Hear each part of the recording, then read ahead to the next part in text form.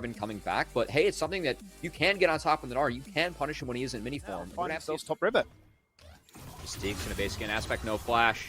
Oh no, he stepped up on the wave. It needs to step up into free. A three-man collapse. They cover every single angle. They punish the flash. And they punish the fact that now, that's the first blood. Nice setup coming out from EG, punishing the flash, as you mentioned, once again, while that flash is still down, Skimmy, as Aspect, a lot of focus being put to make sure that Jojo Pune is off to a good start in this game. That has led to top lane being a little bit quieter. Here again.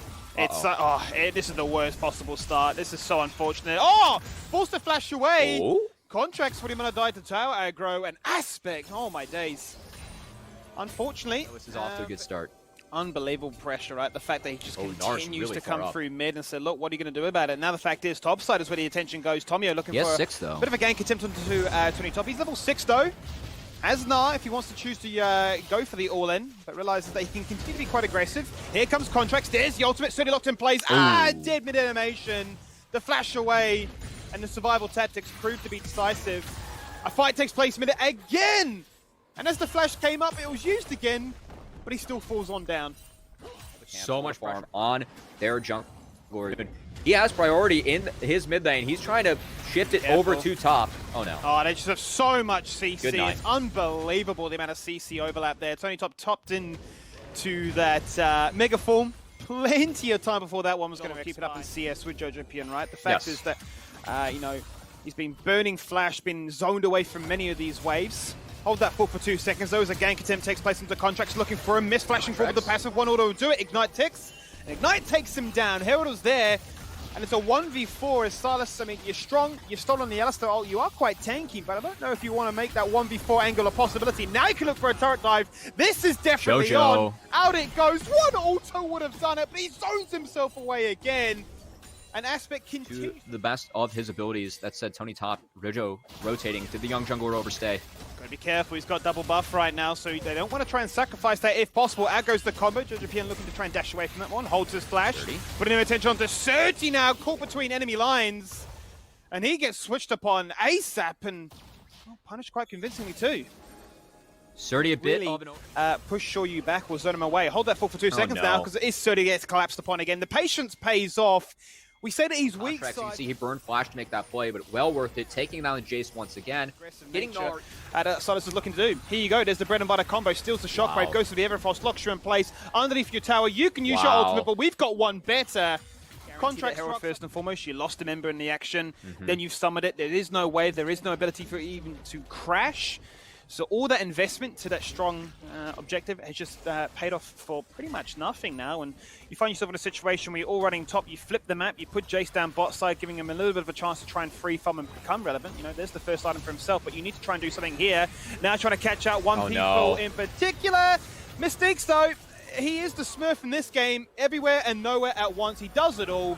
He feels like he's being caught, but his ultimate's clean enough just to disengage away, and Jojo looks to try and 1v3 this situation. He's looking for it. Out goes the ultimate. He is the fact that they're giving up Kelly, the second Herald, that's the Snowball Herald. Plates aren't as important. They're okay giving that up for all the golden experience. The fact is, though, Tomio's on the hunt. They're going to try and equal out these odds.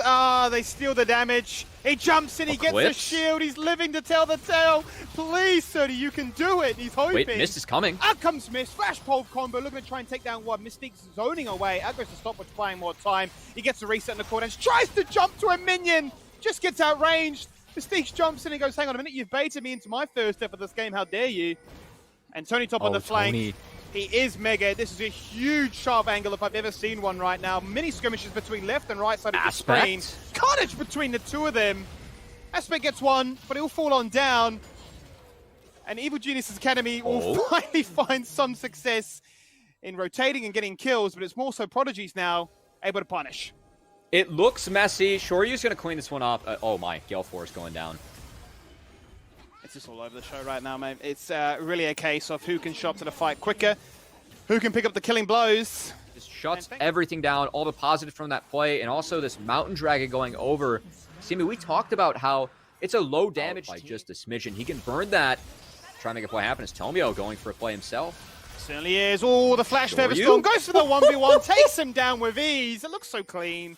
He burns double summoners, but he won't mind because he takes down the jungler. Spawn is being taken down right now, and you can see Mystique's on a flanking angle. They have no idea. They have absolutely no idea whatsoever. This is the biggest W angle of my life right now. Out goes the ultimate. Flash!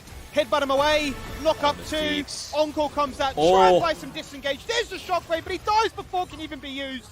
That could have been a game changer. That could have been a fight that worked in Prodigy's favor. But it was a bait for the Baron. The bait is successful. They'll take down one, and they'll take your red buff too. And EGA, when they start jungle, Mist is not aware of Gragas being on top of him. This is a little awkward. Look at the damage. Wow. Wow. Just forcing out the ultimate straight away there from Mist. It doesn't seem to matter. He got shredded. It's meant to be an unbreakable will. But he's just can't do it with him being so far behind. Now he's getting flanked. Mystique's. Ooh. Oh, Surdy in a whole bunch of trouble, though. I think jumping in has actually killed him now. Unfortunately for him, he went for a trade when he really had no business doing so. They fall on down. Shockwave onto two. Dashing away there from the Encore that got stolen by Jojo Pion. He goes golden. Oh, disengaged away from command attack. And, well, Prodigies are hunting for that kill, but they're just not given the opportunity. Yeah, and every time they hunt, it gets turned upon by EGAs. They're looking for more. Tomio split off. Yeah, they are. 3-man route, though. Feather's coming back, and Feather's doing a whole bunch of damage. Tony Top looking for the 2-man. Slam into the wall. They find it. It's success. Wow. Everfrost goes out. It's a disengaged tool, but you've only disengaged yourself as you've fallen on down. You find the fight, you win the fight, and now you take a Drake. Tony Top's been huge this game. We saw his Gnar against CLGA Academy, right? In that Game 3, one of the big reasons that EGA find themselves in this Civil War matchup is from Tony Top's blue side Gnar in that Game 3. Coming up big again this game. He had the J signal, got a lot of help from his friends, but finds himself ahead as Tomio. He might find himself caught out. That crab, it's just not worth it. Oh, no. Oh, no. As you say, 2-level discrepancy between the two of these. He hits the chains and comes to you, says hello, takes you down, hits the wave, and now they hit the Baron. And this time, this might be a Baron angle that they look to stick to because there is no jungler. EGA just not letting EGP get any footing back into this game, taking members down one by one with this Baron setup. Love how Tony Top and JoJo are playing this right, just getting into their jungle, make sure no one can even approach the pit. No favor. This is a game where we're showcasing you. This is what some of our in-houses look like. As now Tomio might find himself in another situation where he gets caught out of position. Ah, no, he's dashed into the river. Dashbang is still too much. The gold lead, it's so drastic at this point of the game. EGP, their comp, they need to be a little bit ahead, right, of these solo laners, the Gnar, the Silas that can scale so well into the rest of this one. They're going for the engage. There they are, flashing for the pole combo, looking to try and do whatever they can. A shockwave comes out, but it literally tickles the members of Academy. They take 0 damage. A Featherstorm there for insurance. A 3-man encore. They're charmed, they're stunned, they're hit on the tower. They'll manage to take down one. Finally, Contracts falls. But with Baron buff still there, they can look to escort this minion wave through, hit a TP to guarantee that minion survives just a little bit longer. Now they can expose a bot lane inhibitor. JoJo coming back at full health as well. They have 2 minions left with a cannon one. They might be looking. JoJo, he's going in. Look at the damage. That's disgusting there. JoJo, he's having a fun right now. 7 kills to his name. He is absolutely smacking bodies right now. And at 26 minutes into this one, Academy will waste no time in getting the series underway in their favor. Yeah, JoJo. Skimmy, this is much closer to the identity we were expecting EGP to come out with in this series. I mean, 100%. And I think game pressure on towards the enemy blue buff. Mystique's waiting in the shadows. Does finally get spotted out as another wall goes on down. And the invade is successful. And a little bit of early agency here might allow Tomio on his most comfortable champion to pop off, show up, and do what he does best. Out goes the smite. There it is. But now we find ourselves in a 3v3 situation. And Olaf's love to fight like this. But it's the first blood. Uh-oh. Contracts gets it. Blue buff transfer complete. Thanks for the leash. And thanks for the double kill, Cubby.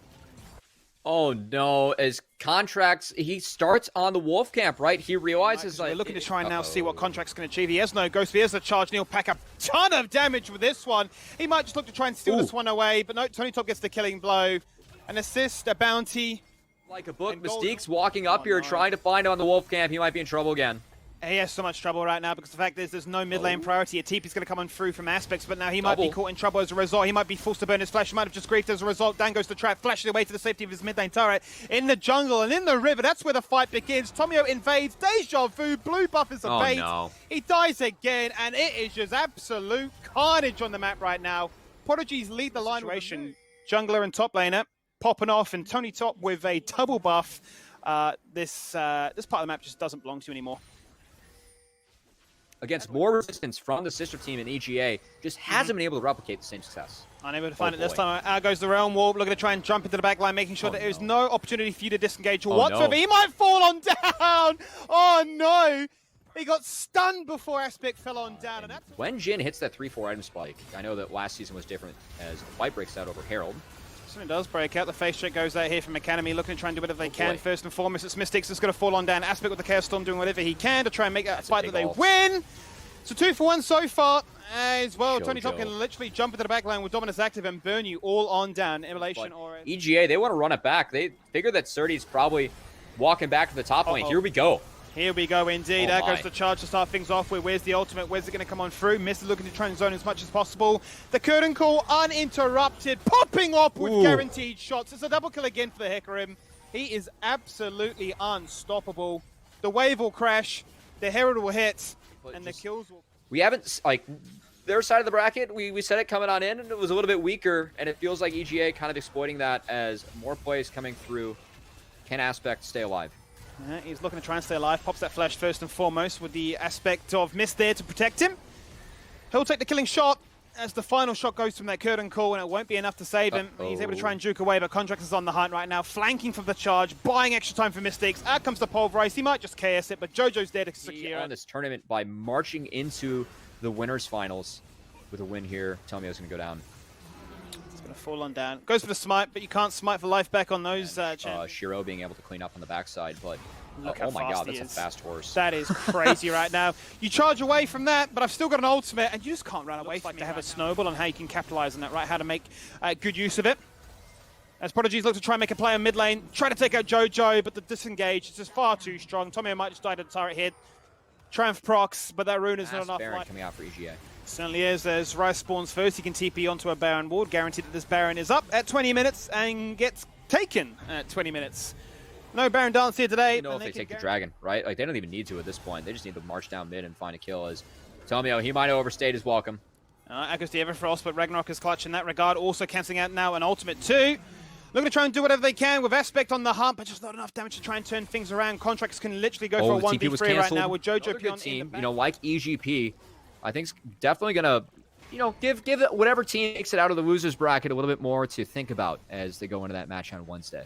Yeah, I mean, no doubt you're looking at this one right now, and I'd be shaking, thinking, hang on a minute. You know, this team is in really hot form, not afraid to make mistakes, very much on the front foot, ready to showcase what they can do, fighting a snowball and using it, running with it, and guaranteeing that objectives are all in their favor, and, you know, the ability for that comeback potential is, you know, wiped off the board right now. With Baron buff there to boot, they're crashing in 2 waves, looking to open up those inhibitors. One's already fallen on down, and the second soon to fall as they turn their attention towards mid lane. Dragon's being picked up here by Tomio, but it just does not seem to matter because a team fight takes place in mid. Out goes the Magnet Storm, but the Magnets repel and send Mist packing back to the fountain. There goes the second inhibitor. And now, at 23 minutes into this one, Academy are looking for more. They might look to try and end the game just like this. Put you on respawn timers. Lock you in base. Mystics flash pulve. Curtain calls from the back line. 1, 2, 3, and 4. There it is! Ooh. Oh no, Shiro. He didn't body block. And Surdy will fall on down. He won't be happy about that one, Cubby. Sure, you managing to make those skill shots look like point-and-click abilities. Is able to bend the bullet. Find the kill. EGA, a dominant 2-0 victory against their sister team. The EG Civil War came on in. They said, nope, we're going to make this a speed run. Make sure that you guys know that you're the third team and the winner of those 2 matches. You know, whoever wins that one ends up facing EGP. Mist is going to get taken down. I mean, look at that. Mystics just not a care in the world, right? You know, double cam tank, very hard to escape. Contract's going for a 1v2 on the left-hand side as well. He just doesn't seem to care. He says, you've given me the best possible early game start. Maybe I'll fall on down. There's the shutdown. It goes into the hands of Tomio, but too little too late. The Nexus exposed, and the Nexus being focused. They're going to look to try and pad their stats just a little bit more, saying, look, your stats look so good. It made it look better than us. Maybe you were feeling that this was a game that you should be winning. But we're the Academy roster for a reason. We'll let the minions end this game on our own terms. And back-to-back 25-minute victories is the Academy roster that clean sweep this best of 3. EGA make a huge... When our teams are picking Jace, that means we want to see the junglers and maybe the mid laner. If Tien does well, it's Oceana Jace Pog. But if he He's getting loses, his first test right now. well, I mean, this is what we wanted to see from Griffin, making early pressure onto the top side of the map, but Tally might go down. TN! Wow, Oceana Jace, baby! Let's go, but Rose Thorn will be able to pick up the kill on the backside of that one. As, you know, 2v1 ending in first blood for TN. Great way to start out. So far, more Oceanic than North American in this game, as TN does get first blood in that isolated matchup. But yeah, like you mentioned, Rosethorn did have enough movement speed to bounce back and get that return kill under the turret. So Rosethorn off to a nice start, even though it did have to flash earlier on there too, thanks to a well-timed grand entrance from Hooks. Here's some more top attention though. Griffin up in this top lane. Tally, no flash. If you're a CLG Academy fan, this is exactly what you want to see, punishing the fact that Tally doesn't have flash from the skirmish before. Griffin trying to get as much damage down, and TN will pick up the second kill. And now, if you're GGA, your form isn't level 6 quite yet, so can't threaten anything. Oh, RGS actually going for a teleport, and he knows that Tally's extended. No flash once again. The amount of pressure and the amount of attention they're putting into this Jace, it just goes to show. I mean, this is coming in, but makings of a dive might be happening. Rose Thorn lands Lilting Lullaby. Only gonna get on one though. Get some damage down into Hooks. He's getting locked up, but Rose Thorn, you're taking a lot of damage, bro. You gotta. Okay, Smacks. Well, you know, it was enough just to scare away the members of bot lane, but now they're going for a re-engage. Ferromancy already landing. A Prismal is going to go forward, and Hooks will go down thanks to the killer instinct. And here comes the teleport from UB, trying to dance over the wall. And not going to be able to. Another major region. Sometimes you just start to get antsy as Hooks looks for an opportunity onto Rose Thorn. He's going to get locked up. Flash Bear Slap comes out, and this Bambi's going night-night.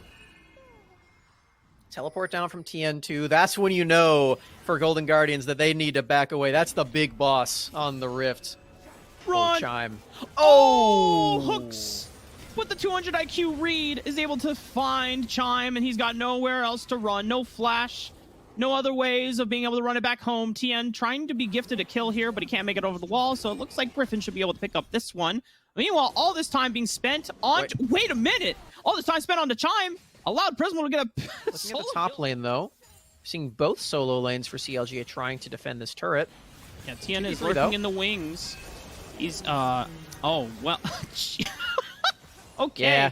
Well, that was far more damage than I was expecting. I thought that changed. He did have to burn his flash as well to get out alive, but CLGA Academy gonna take the fact that they burned a very important cooldown. So Lilting Lullaby lands onto one. Oh, they really want this. Okay, well, let's see if you can get it out, but it's a beautiful re-engage from Hooks. Lands a nice grand entrance onto Prismal, and it will prevent him from being able to interact and capitalize on the engagement that Chime was looking for. And it's a beautiful trade, resulting in CLG Academy winning out on that exchange. It's just so hard for Prismal to walk in and attack anyone in an exchange like that when Katsuri has so many feathers on the ground. You just can't walk into a corridor like that and expect to land any damage. So Chime not quite taking enough weights. Oh my word! Yeah, Kathy and Rain upgrade is huge, and Katsuri forced to heal but still die as he got collected.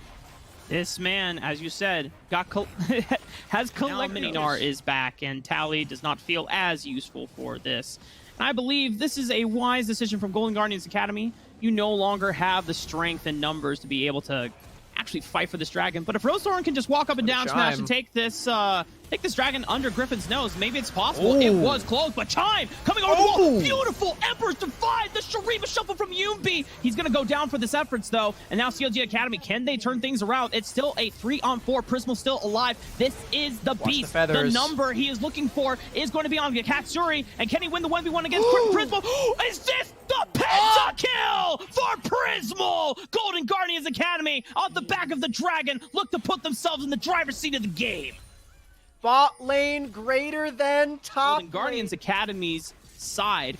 The momentum now in their favor, but TN is still very just going to look to burn this down as ASAP. 6k on the health already. Griffin has no flash. It's going to be quite difficult for him to get into the pit, but Tally is Mega Gnar form.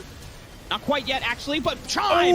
Ferromancy into Magnet Storm. Tally with the follow-up. That's 2 members already gone for CLG Academy. Prismal using the Killer Instinct to gap close on 2 Hooks.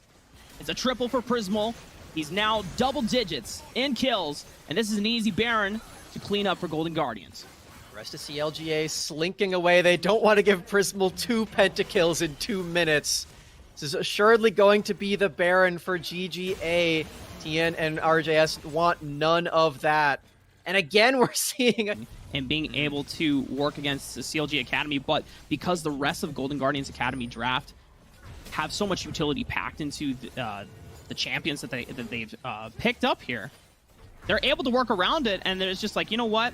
This isn't going to be the highest damage Lilia. This is going to be the highest damage Azir. But you know what? As long as we set up Prismal for success, he will be able to 1v9. And already he's going to pick the 1v1 against Tian. My dude. Jesus. Is this your god? Holy. Just dashing in right away with the killer. Like, I think that's been said somewhere else as well. Yuumi might get teleported in here. Realm War comes from for RGS. Griffin trying to lock up Tally, but it's not going to do that much damage. Emperor's Divide comes out to try and split up the fight. Hooks was able to get over and close the distance, but no one else could follow up. Lilting Lullaby. Wait for Prismal. Onto 1 onto RGS. But where's Prismal? He's getting there. Teleport is also coming in from TN. RGS is already going to go down in the fight. TN just teleports in and gets eviscerated. My God.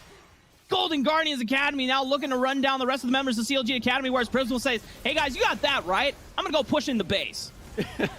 Prismal letting the peasants do the work for him at this point.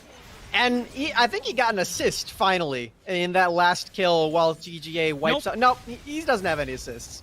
He's not letting that one blemish his score line at all, Rafa. 14-0-0 on this Kai'Sa. Man, this is bringing me back to the AP Twitch from Cup, where he just 1v9, put the team on his back. But this time it started just from the beginning. They might even end the game right now. The death timers are pretty short, though. Let's see if they can do it. Tien's back up.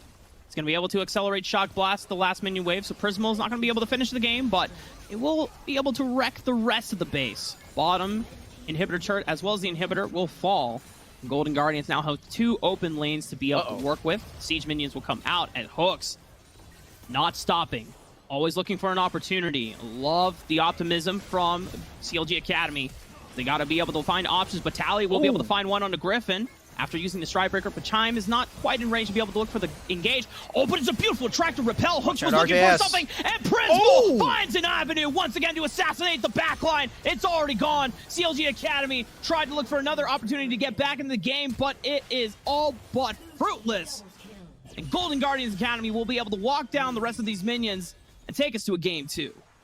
I would say Yunbi stole the second Penta, but he smurfed it in that fight too. Golden Guardians looking so strong in the first game of this series, and they take us to that match point to see if they can qualify for Proving Grounds. If they win game 2, then they've done it, Rafa. They've done it in Giant Slayer Spring Gauntlet. He actually opts in for an Ornn as his counter pick of choice into this lane. So they're, when looking at the compositions overall here, Lilia, certainly. Well, my question is, Smack says, we're going to hold that. Katsuri getting all in by Prismal and Chime. He flashes forward, gets another reset down. One more auto attack should do the trick. Prismal does take another turn shot on the exit out, and RJS did teleport. Prismal does pick up first blood, which is massive for Golden Guardians. That you do manage this dragon before the Rift Herald spawns, so that you don't lose out on pressure up there. Speaking of pressure, forcing Hooks to flash. Flashes out, but he goes back in, gets a lot of damage down onto Prismal. Ignite comes out, Swirling Seed, not gonna quite land. Prismal has his flash of his own, but Tian coming in with the teleport, finds Prismal, finds Rosethorn and Chime. It's a double for the top lane of CLG Academy. Continue this bot pressure. Beautiful engage from Hooks. Prismal taking a lot of damage on after that one, but Katsuri has the killer instinct to follow up, and there is not content here on Giant Slayer lol.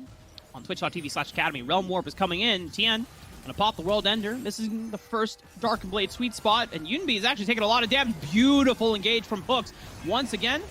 And he finds the dredge line, threads it through the needle, but does he have enough damage on the follow-up? Oh my God, Tian is able to kill him before he gets right back into the Lamb's Respite. Tally here with the teleport, but Katsuri is gonna clean up the jungler on Golden Guardians Academy. Prismal, and the rest of Golden Guardians will be able to isolate RGS here. Oh my God, Hooks! You're so insane, man! How does he keep hitting these hooks? And it should be an easy cleanup for CLG Academy. Tally does equalize a lot of the damage back onto Katsuri, but it's going to be a triple for the members of this squad. My goodness, Max. There's a lot of action that happened throughout that play, but Hooks has got to be the MVP on that one. Oh, yeah. That was nuts. Again, Hooks finding so many dredge lines, even opening that fight so well with the depth charge, roping that through 3 members of Golden Guardians and completely nice and hydrated throughout the game with this Nautilus, making the pit stop in the marathon. You know what, Smacks, that I want after this game? I want a montage of Hooks, getting all these hooks to the sound of, or to the instrumental of Rack City. But if someone could, like, call it Hook City, make a parody out of it, that would make my day. I think that would be very That's our caster name, Rax. Oh. Well, once this one doesn't go in. Okay, yeah. You know, cut the camera. This is not part of the. That's not part of the parody. Yeah. Hook's getting caught out here in the topside jungle, but Tally will be dove by Tien and Griffin, I should say. It's gonna be. Oh my God, this is quite the Hail Mary from Golden Guardians Academy. They know that the jungler for CLGA Academy was just spotted, diving their top laner, and they're gonna go for quite a desperation play, trying to spike themselves back in. RGS. Does have Unsealed Spellbook, but he doesn't have Smite quite up. Can he get the Paddlestar in? Chime's going to be able to block it. It's 400. Yoonbi with the Realm Warp, and they get on out. Definitely want to look at the item completions. Hooks looking for another engage, and it's a beautiful follow-up from Griffin. Lands a 3-man sleeve. Prismal getting routed out, and already too far away from the Lamb's Respite means that it's an easy cleanup for Katsuri. And Yoonbi is not able to get out in time. Sleepy Trouble Bubble will clip him on the backside. RJS finds a kill on that one. Very careful for Golden Guardians Academy. They're not even going to try to contest this dragon, which was their win condition originally. They did go for this map split where they had these. But more than likely, you know, Academy players should not have that type of. What do you want to call it? Pride? Oh, we got a fight breaking out already. Rosethorn having to pop the Lancer's fight. 2-man knockup's going to buy some time, but here comes Katsuri. He wants to look for the Penna. But it's already going to be, at most, a Quadra, as, nope, okay, no Penna, no Quadra Dreams. The rest of the CLG Academy members are just cleaning up house. My God. CLG Academy didn't even break a sweat in acing GGA. Yeah, you almost didn't even notice that fight was going on, because they were just going about their business, and it looks like Golden Guardians members are here. I guess just some more minions for us to kill for Counter Logic Gaming Academy. Taking us to Game 3, match point for both of these teams. Both teams trying not to be relegated down to that last chance qualifier and trying desperately to qualify for Proving Grounds in this third and final game. Joshi with Chime. Maybe a huge scatter from Yoonbi, but those are not reliable. So for Prismal playing this Kaisa champion, feels like he might just have to be much. As we do see Tally manage to get a cheater. He shoved in a large wave into Tien. RJS, wait a minute. Griffin is here on time. Yoonbi teleporting right onto a gravity zone, taking a lot of damage, but Rosethorn is here with a counter. Can he get enough damage down? Flash again. Just one more on attack is going to be enough. Yoonbi will pick up first blood, and Rosethorn is able to survive in the aftermath, but Griffin flashing in, but Yoonbi, if he has enough movement speed, he should be able to able to answer back. Holy moly. We even got some portal combat. Come on, keep fighting. Chime, get back in there. Come on. With Prismal, even though he was having a lot of alone time in that bottom lane. Wait. But beautiful scatter of the weak stun from Yoonbi. Even the cannon barrage from Tally. Team is dissipating for our very eyes, and that is going to be the dragon for Rosethorn and Golden Guardians. So using that extra bot lane pressure that Chime was able to get with the Hex Flash onto Hooks and netting that into a dragon. I really like that early play. Meanwhile, mid, we're seeing Griffin go for a gank, but bot lane again, Chime. I mean, Hooks doesn't have flash from before. He's got the dredge line. He was trying to pull off the spider knot to get out of there, but Prismal. For you, Rafa. Oh, wait. Well, Yumi's going to get flashed on by Griffin, but the turnaround, the reinforcements might be enough. Yumi is getting burned down by the Ignite. Hooks trying to put in enough damage, but it's not going to be enough because Rosethorn. I'm not going to do the math right now because it's just a lot to do. But I think that might be it. Oh my goodness. I don't even know. Rosethorn is just massive, but he might have taken a little too much on the dive there, and Yoonbi and Chime might not have the easiest way of escape. Griffin cutting off Chime, but Chime is able to basically punt away Griffin. Yubi, please! Oh! Oh! TN flashing in the nick of time. Gets the auto down on the blast cone before Yubi is able to escape. He throws out the unleashed power, but it's not going to be enough damage. Hooks! Oh my god! This man! What can he not do? It's, I mean, if you like... It's gamey. Or it's gamier, as they say. I mean, we can do that, but Chime has some other words to say on to TN. Gonna look to lock him up. I believe Prismal is in range to be able to get the killer instinct. He is, and bam! Goes down the Mini-Gnar. Prismal wants to come over. That's what he's telling you right now. He wants to hang out with you. As Griffin forced a flash away, Rafa. Uh-oh. Rollstorm manages to trade one back on the hooks. I see what you're trying to do, my friend. But unfortunately, Prismal is just a little too quick. And now Hooks without a flash might get slowed down by this cannon barrage. Chime comes in over the wall. Lights out for Hooks. Golden Guardians Academy now having numbers advantage to work for themselves as Tien has made his appearance here in the mid lane, coming out. Tally taking a lot of damage as well. No Lilting Lullaby will come out. Gravity Zone is expended from RGS trying to separate the members of Golden Guardians, but it's all for naught. And this dragon is about to spawn here, Smacks. Hooks is going to be respawning in about 2 seconds, but it might be a little too late. We're going to get that Infernal Dragon on the cards for these teams. Tien ever so close to the Mega-Gnar, but the Dragon's already gone. They might have just missed their opportunity. Speaking of Mega-Gnar, is it enough to save him in a 4v1? Well, he's going to jump over to Tally's way, dodges out on the Chime. Prismal is still falling in line, but he's going to get slowed down. Ragnarok comes out, gets a nice stun on the Tally, but it's not going to be enough. Now, it looks like CLGA Academy are not able to really amplify the amount of burst that is coming from these members. And Chime just says, you know what? Let's go for a pick on the Hooks. He's going to get routed off, but Griffin lands a 3-man sleep. Can CLGA Academy capitalize on this? Yumbi already taken out of the fight, but Griffin will fall, and Prismal is able to reposition himself with that killer instinct, finding RJS on the backside. They're going to route off Hooks. The flash comes out. Katsuri is here, but it is too late. But Tien, now looking for the Mega-Gnar form, looks for Prismal, but a beautiful flash is able to escape the clutching grasp of the top laner for CLGA Academy. Katsuri is the only left man surviving and almost getting nailed by that Scatter the Weak stun, but Golden Guardians Academy don't drop a single member and will be able to pick up the Infernal Soul. Scatter the Weak chopped off. Base check this Baron around the pit. RGS already on the bottom side of the map. Yes, teleport, but I think Golden Guardians Academy are just going to take this for free. RGS teleporting. This is a little late. Griffin is about to just get 100 to 0'd here. Completely taken out. And so now Chime finds a 2-man knockup paired with the flash. RJS gonna get taken out, and Tally now opting in for the 1v3, and he's still alive. What a man! Look at this dude representing Oceania on the Pirate. He sailed across the 7 seas to come here to NA, and he came to play. Tien will be running away, scared, but Rollstorm clips him with the undertow. And Golden Guardians Academy will now be able to push in this last minion wave, look to end the game here, and send CLG Academy to the Nerd Street qualifier next week. And Golden Guardians win yet another 4-for-0 fight, this time with the Baron, and you can see in CLG Academy eventually in this game. Oh, and there's another pick. Man. Look at Chime, man. This guy's up, ready to down smash any of these kids. Try to walk up from CLG Academy, as now Golden Guardians are going to be able to secure the bottom inhibitor. This is a 14,000 gold deficit, by the way, now that CLG Academy are facing. So if they can make a miracle happen, then it's going to be absolutely something, because Golden Guardians Academy, having 2 empowered cannon minions here, are going to be able to knock on the doors of this base. Katsuri has respawned. All 5 members for CLG Academy are ready to defend.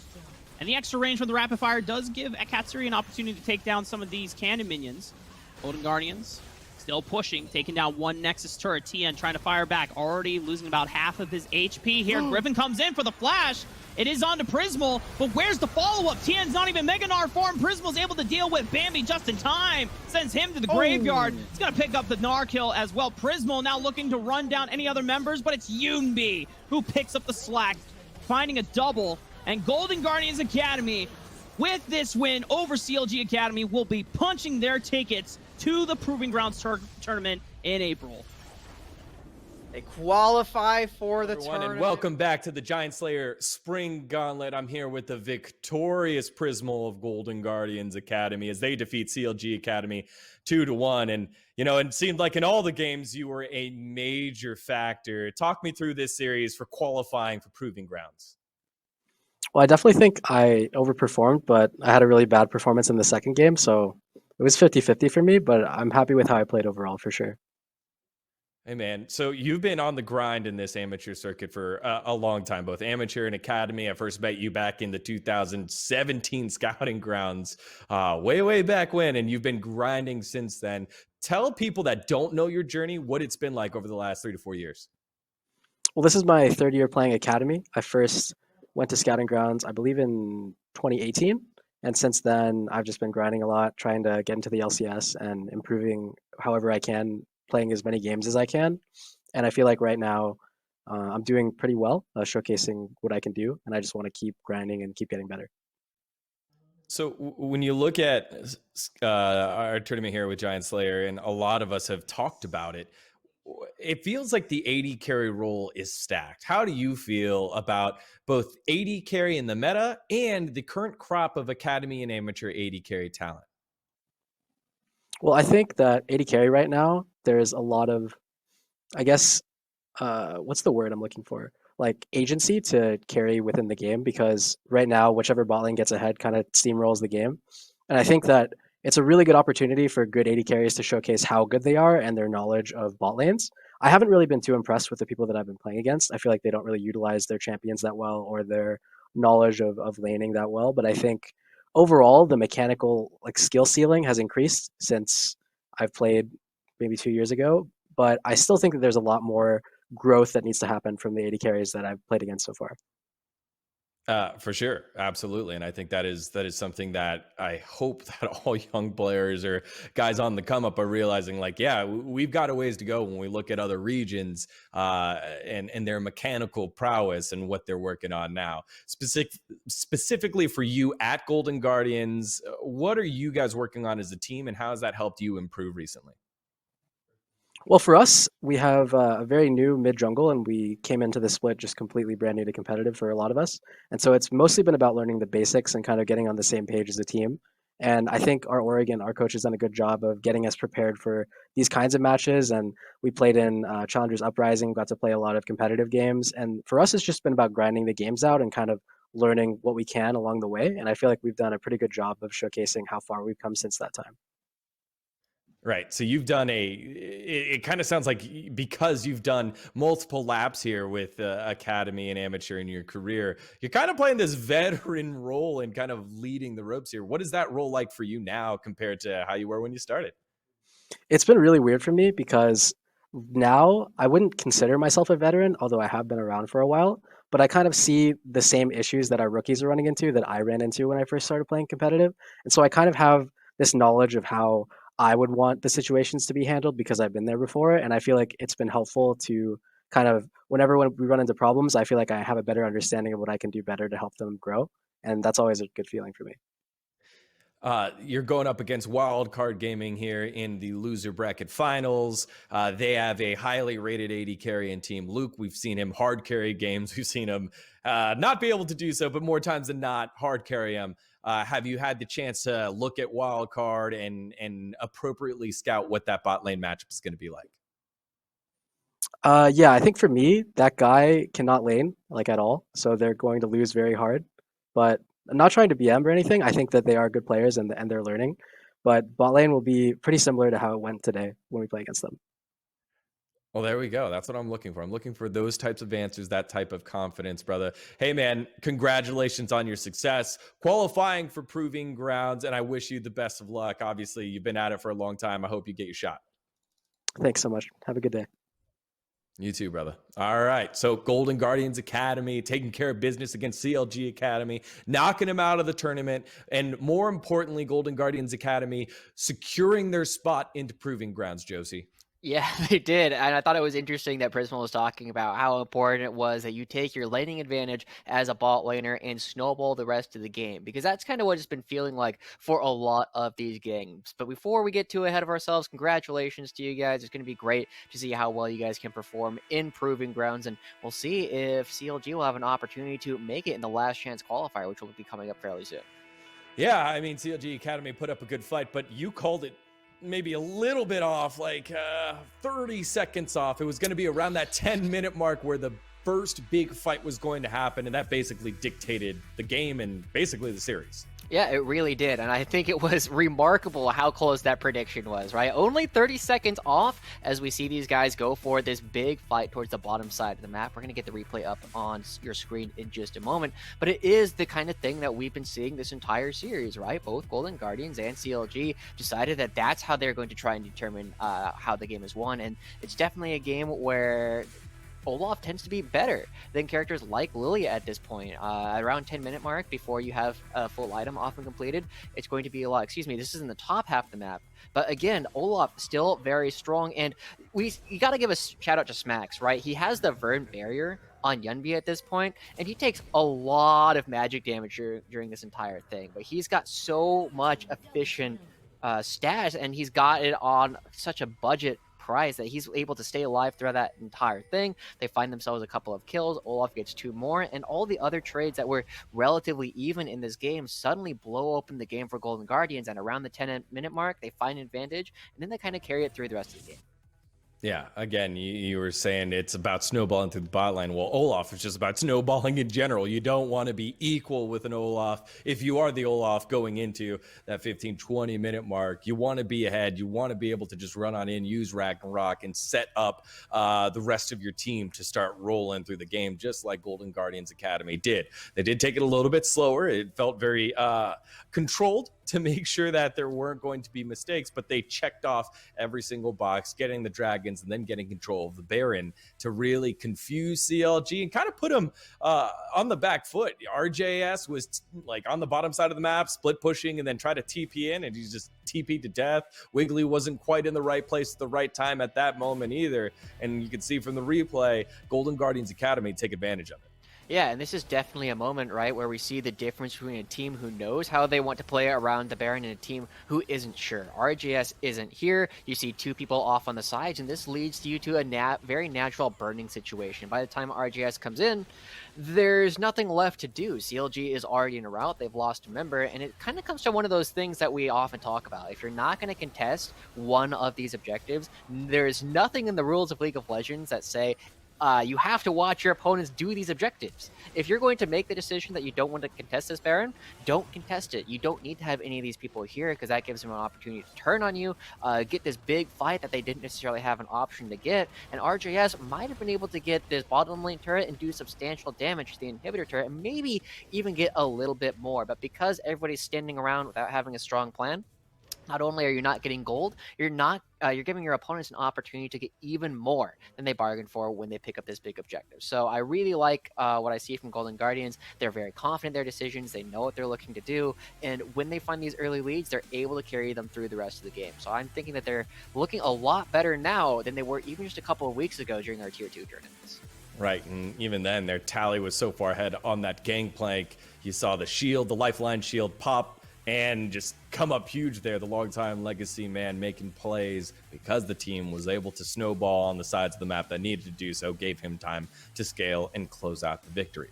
Now let's take a look at the newly minted updated brackets after today's matches. On the upper side of the bracket, it's the Academy, Evil Geniuses Academy, taking down Evil Geniuses Prodigies 2-0 after some early game shenanigans for the Prodigies. Didn't quite go their way, but either way, a pretty good day if you're an Evil Geniuses fan. On the bottom side of the bracket, Winthrop University bow out as Wildcard Gaming take care of business 2-0. And you just saw on your screen here, Golden Guardians Academy outlasting CLG Academy and booking their ticket to Proving Grounds. And now in the losers bracket semifinals, it'll be Golden Guardians Academy against Wildcard Gaming, and then Evil Geniuses Prodigies awaiting the winner of that match.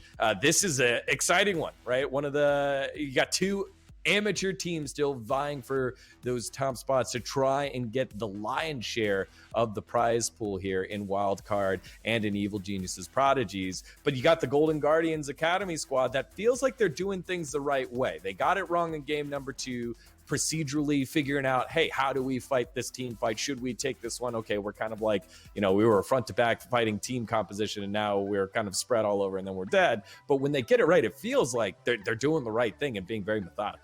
It really does. And I got to give a little bit of shout out to Wildcard because they have been perennially underrated by pretty much everybody that watches them, but somehow they keep winning, right? Like, we keep saying that we don't expect to see a whole lot from them, but every single time they're getting farther in the brackets than we're really expecting. So at some point, we're going to start seeing a bit more predictions going their way. But it is, as we said, a very tough matchup against Golden Guardians, looking a little bit resurgent.